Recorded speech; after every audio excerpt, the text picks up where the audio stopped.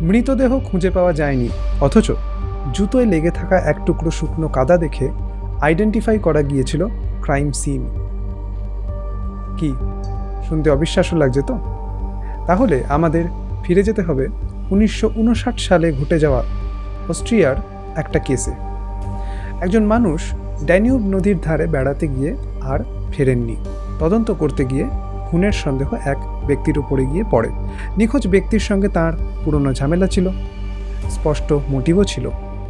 কিন্তু সমস্যা হলো, না আছে মৃতদেহ, না আছে কোনো স্বীকারোক্তি। শুধু সন্দেহের জেরে তো আর কাউকে দোষী প্রমাণ করা যায় না।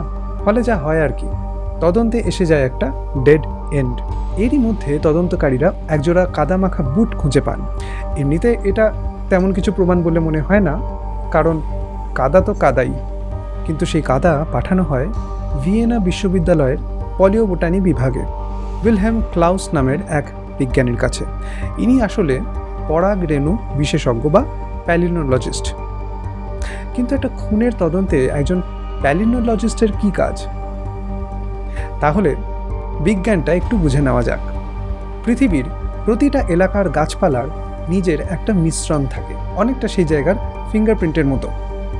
মাটিতে বা কাপড়ে লেগে থাকা পরাগ রেণু বা পোলেন দেখেই বলে দেওয়া যায় সেটা ঠিক কোন এলাকা থেকে এসেছে।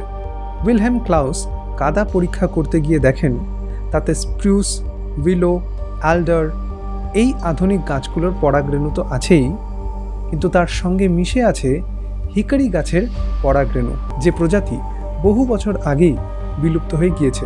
এই ধরনের ফসিল পরাগ রেণু আসতে পারে শুধু মায়োসিন যুগের পাথরের স্তর থেকে, যার বয়স প্রায় 2 কোটি বছর। এবার ক্লাউস হিসেব মেলাতে বসলেন।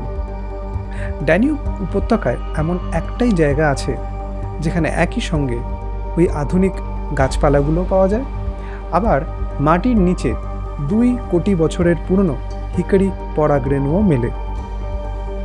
এতদিন গোয়েন্দারা যা খুঁজে পাননি, এক ফোঁটা কাদা থেকে বিজ্ঞান সেই উত্তরটা বার করে ফেলে। রিপোর্ট নিয়ে অভিযুক্তের সামনে বসানো হলে তার আর কিছুই বলার থাকে না, নিজে থেকেই সব স্বীকার করে নেন এবং পুলিশকে নিয়ে গিয়ে দেখিয়ে দেন খুনের জায়গা আর মৃতদেহ দুটোই একদম সেই এলাকাতে, যেটা ক্লাউস আগেই বলে দিয়েছিলেন। তাহলে এই হলো আজকের ফরেনসিকের গল্প।